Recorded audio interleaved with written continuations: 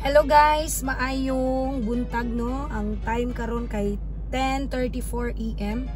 So pupunta ako doon sa area ko kung saan ko pinapagawa yung bahay ko dahil may maglalagay ng grill sa aking windows. So let's go guys. Hello guys, finally na nagid sila sir diri sa tong area no, from Tagum pa gyud sila. Unya na sila pwesto sa laak guys, unahan lang gid sa ospital gamay. Mag-recommend gid nako sila guys kay good quality gyud ang ilang mga ginagamit nga materialis, mga baga, mga lig-on. Akong window guys, grabe gyud.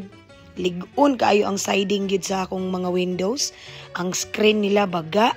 Kaya na naman sila man po yung nagtawad sa akong screen, windows, and grill. So, soon sila po akong patauron sa roll up kay mga pulido gyud ang ilahang mga trabaho, ilang mga gamit, ilang mga materialis nga gipanggamit bitaw, dili gyud ng mga baratohon nga. Pwede ra nimo itulak, malumping na, malangkat na, kani gyud guys. Highly recommended gyud sila. Maayo gyud sila mo trabaho plus good quality gyud sila. So karon ato na ning ipataod guys no ang ato ang grills kay para safety gyud ang atong area. Para soon mahuman gining dapat mahuman aning eryahan ay mobalhin na gyud ko kami sa mga bata. So salamat jud kayo ani nila sir no kay kanang kung unsa ang atong demand kanang mo hatag gyud sila mo agree gyud sila kung unsa imong request unsay kanang imuhang idea nga gusto mo yes lang gyud sila.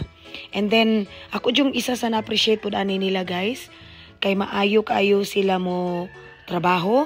Plus, dili gyud sila kamahalan. Worth it ang amount nga imong pagabayaran kay mga pulido gyud ang ilang mga panggamit nga materialis. Plus, maayo kaayo pagkataod gyud.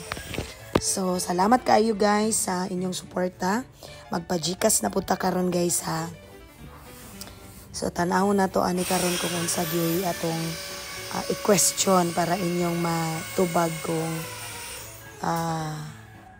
unsa ang maayo, diba?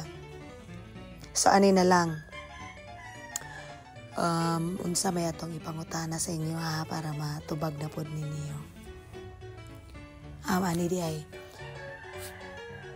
for 100 Gkuskus magkano ang aking nabayad sa grills and windows? So, yan ang tanong natin. Magkano yung nabayad ko sa grills and windows ko? So, ang unang makatama ng sagot ay siyang makatanggap ng 100 Gcos. Ang kailangan lang natin gawin guys, kailangan naka-public share tayo. And then, paki-caption din po ng inyong mga sagot. So, ang tanong, uulitin ko, magkano po yung aking nabayad sa ating grills and windows? So sa unang makatama ng sagot ay siyang mananalo ng pa-Gkuskus 100 pesos po. Okay? Salamat guys!